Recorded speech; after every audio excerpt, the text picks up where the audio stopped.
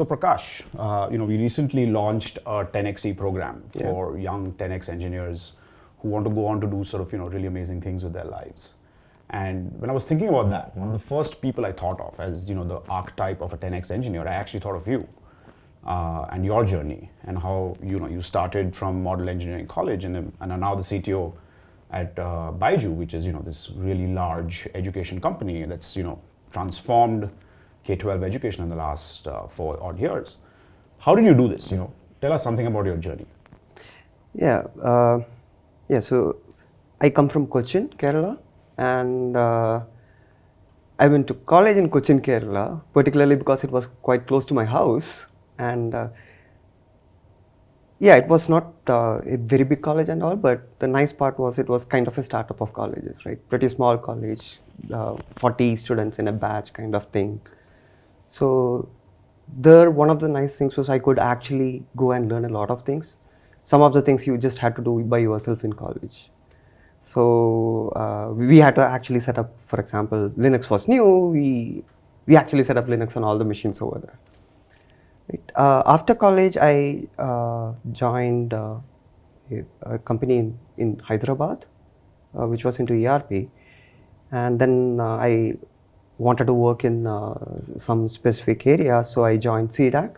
I was working on the supercomputer, Param. So next few, 5-6 years, I worked on the OS and networking stack in HP as well as in CDAC. All, the firmware stuff and all. And the interesting stuff was my code used to run before the machine boots or after it crashes, not when the machine is running. Right. Then I joined a company called SupportSoft. It was doing support automation things. And it was the first startup I actually worked in. And before that, the job roles used to be very specific to a particular area. But after I joined SupportSoft, one of the nice things was, you just have to wear multiple hats. Things come today, move tomorrow. You actually have a, exposure to broad range of things. Right. So that working in a startup basically gave you a chance to basically work on many different problems. Yeah. To your point, and on a daily basis. It's just not the, the programming aspect of it. Part of it is understanding how to do things. Right. Understanding business stuff. Right. All of those. And then we actually, when Zynga India started. Right. And that's when we intersected. That's when we started working together and we did some fairly cool things there, right? So you want to talk about that? Yeah, Zynga was I thought I understood the startup, and when I joined Zynga, everything was totally different, right? And the interesting point was when we joined, it was during the time when Farmville was just launched. Right. And things were going on a crazy basis, right? To set some context there, we joined Zynga, it had a few good games, but it was just starting to get sort of popular. And then this one game, Farmville, that sort of used to double every day and then went all the way up to, I remember at peak, had 35 million daily active users. Yeah. But the most interesting thing, which is something actually that you found out at one point, is that almost 900 million people who had a Facebook account had played Farmville at least once in their life. Yeah. All the people who pretended that they were too cool for that game had actually played it. So I thought that was a very interesting fact that you had discovered for us. Yeah. There were a few interesting stuff also. Once, if you remember, we did one viral promo for giving a bigger plot size. And then Facebook calls, hey, can you turn off the promo for some time? We are having issue with our database servers. Yeah. Yes, we brought down Facebook. Yeah. And the other part of the things was the amount of learning and quick turnaround time that I learned over there. I remember, I wasn't working on it. Somebody else was, the person. We were scaling so fast that we were actually doubling the number of database servers, web servers. And turns out the number of connection to the DB servers were becoming a limit, as well as the number of connections we used to use Memcache. Yes. And so somebody is tasked with, figuring out a way to solve it. He writes a proxy, starts writing in the morning. By evening, somebody asks, can you deploy now? Yes. It's I just finished part of the coding. Deploy now or they will go down. Yeah. And he actually did that Yes. on the same day. Yeah. So one of the interesting aspects the CTO Kedierly used to promote was, it's often better that you give a good thing today than the perfect thing tomorrow. And he used to actually put it into practice for a lot of things. And he had this whole tiger chasing you story. And there were a lot of other pieces also were, there were interesting solutions defined, right? And sometimes it's not about solving the particular problem. It's partly about redefining it, that you can create a way different optimal way to it. To be frank, when I started as a developer, I used to think, oh, it's all about writing efficient code, writing correct code, good code. No, often it's possible to just redefine the problem and find a better solution to it. Part of the engineering, growth is about figuring out those. Right, that's a big step in everyone's career, right? Where they go from being like a coder to a real builder, right? Where someone thinks about what it takes to actually finish something to solve a problem well. And Zynga was interesting for both of us because that was our first time in a consumer startup. Yeah. And the story we told ourselves was the tiger story, right? Like you wake up in the morning and there's a tiger chasing you. Yeah. And if we didn't build something that day, that tiger would win, right? And that was the way we framed our hyper growth stories, and that's how we did speed as a weapon, right? Yeah. Talk a little bit about what you transitioned interestingly from Zynga to Hortonworks, right? Talk about that a little bit. So after Zynga, so one of the things I don't think it is purposeful, but it has been good for me is that the domains have changed, the technology have changed. So I've been able to work on multiple things, and Hortonworks was pretty interesting for me, purely because there was an open source development culture over there, and I was interested in this Hadoop data science at that particular point of time. So I joined there, and then I figured out open source is a bit different.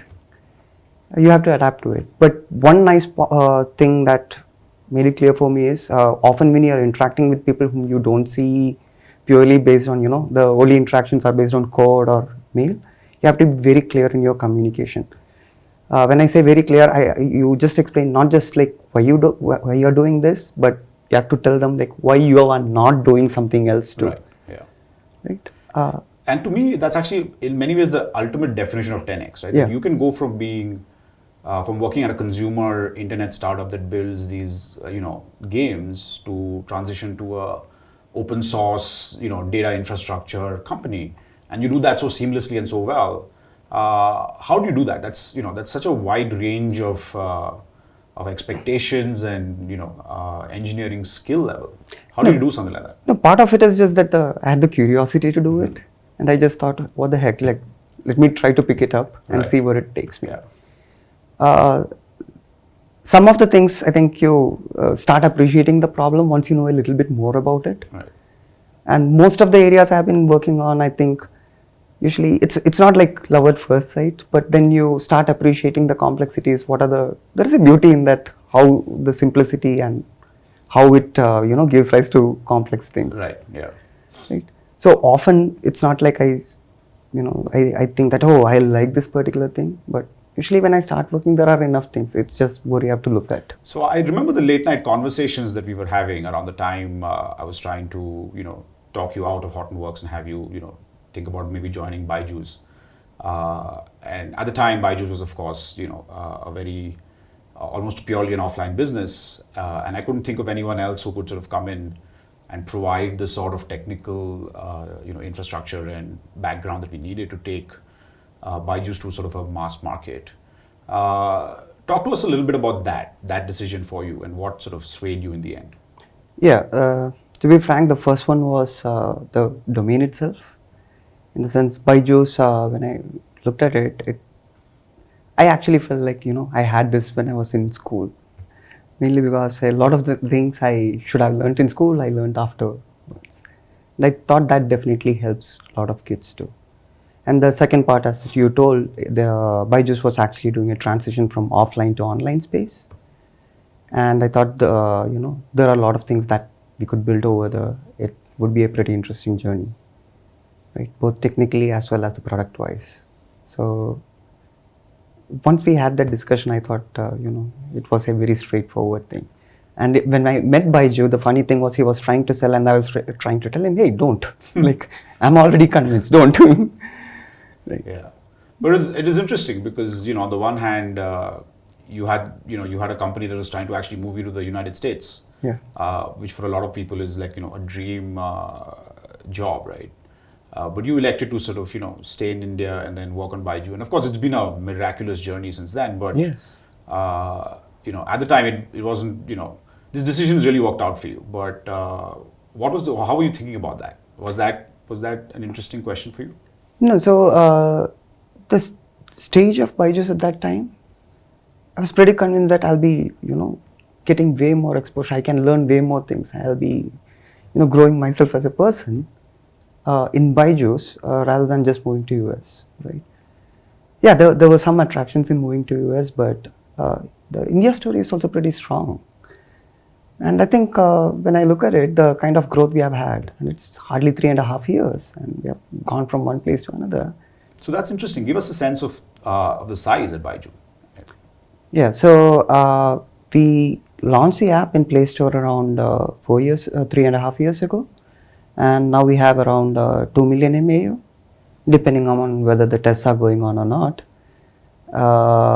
and around 30 plus million people have installed it. Wow, that's amazing. Yeah. In just 4 years. I remember 4 years ago we had... Less than 4 years. Yeah, and when we launched it, it had a rating of 3.8. Now the cumulative is 4.8, near 4.7. So we have actually been able to, raise the ratings over. So 4.7 with 2 million MAU and 30 million plus installs. Yes. That's pretty amazing. Yeah. Is that in your mind worthy of a 10x engineer? Definitely. You feel good about that? Yeah. Yeah. So this has been a pretty incredible journey. Talk to us a little bit about some of the challenges of having to do something this large in such a short period of time, like, in 4 years. Yeah. So when I joined Byju's, one of the first challenges that we faced is how to actually grow the team. For some of the areas, we didn't even have a team. For example, iOS, we didn't have a team. And Byju's was not a big brand at that time. So hiring people, convincing them to join Byju's, we had to use, the strength of the product and where we can be. And a lot of them were pretty much convinced. I remember some of them used to come and they used to see the videos. And after the interview, they would spend like 10-15 minutes asking about, certain things that were shown in the videos. Can we do certain things in this way, that way, etc. So part of the hiring Spark challenge. A lot of passion in people. Yeah, it does. So I remember somebody started asking doubts to me, and I'm like, hey, you know what? We'll do that some other day. Come join us. That's nice. So that was pretty. And of course, a lot of people joined because they could work with you. I Yeah. know that has always been a magnet for talent for us, even at Zynga. Is we were like, hey, you get to work with Prakash, and that was a big deal for a lot of young engineers who wanted to work with someone who would mentor them. Yeah. Yeah. This is your first time, being a CTO. Yeah. And what's that journey been like? And what, how do you feel about that team you've built? Yeah, it has been pretty nice. We have grown the team to around 200 people. And the nice part is a lot of it is done without attrition. Most of the engineers that joined us, like when I joined, are still working with us. So I feel pretty happy about it. Yeah, that's a pretty amazing achievement because everyone feels like it's very hard to hold on to engineers in Bangalore. So how have you done it? No, part of it is that you give them opportunities and see that they can grow in their role. Some of it is they have their own aspiration. Each person has their own. You try to see whether they can be met or not. And once that happens, they are happy. I think they'll stick. And part of it is the whole product growth, their own personal growth, not just as a coder. A lot of them have come to me and said, hey, we are not doing this right or that right. And usually I've told few of them saying that, then why don't you fix it? And some of them have done amazing transformations. So within the a true period startup culture Yeah. is what differentiates Byju, right? It's not just about solving a niche problem in your area. Yeah. You let them sort of roam free and like solve problems that move the state of the business forward. Yeah. That's a big one for you. Yeah. The other challenges faced was it's not a challenge, it's kind of an opportunity. Byju is in this mindset of, have to double every few months. And the business also has transformed a lot. Like almost every 5-6 months there is a new thought, there is a new marketing strategy, the way we do sales changed completely, and the product also has to adapt to it a lot. The how we build the stack has to adapt, and there were some small pieces of legacy code we had to actually refactor it. And that's where the people came in. A lot of them came in and said, you know what, we were doing speed, probably we should look at this and take a small break, detours.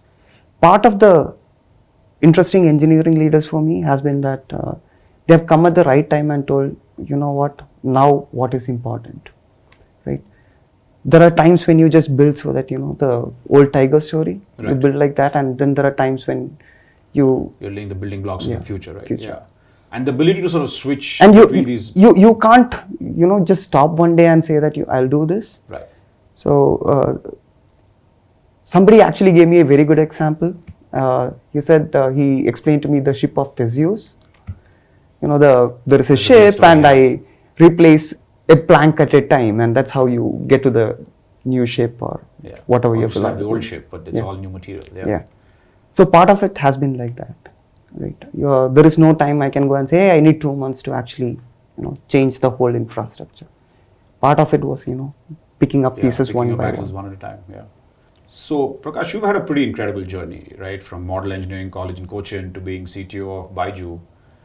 What advice would you have for a young 10x engineer who wants to have a journey similarly impactful? So at least what has worked for me, as well as the people who have inspired me, is that some amount of curiosity and trying to expand whatever you can.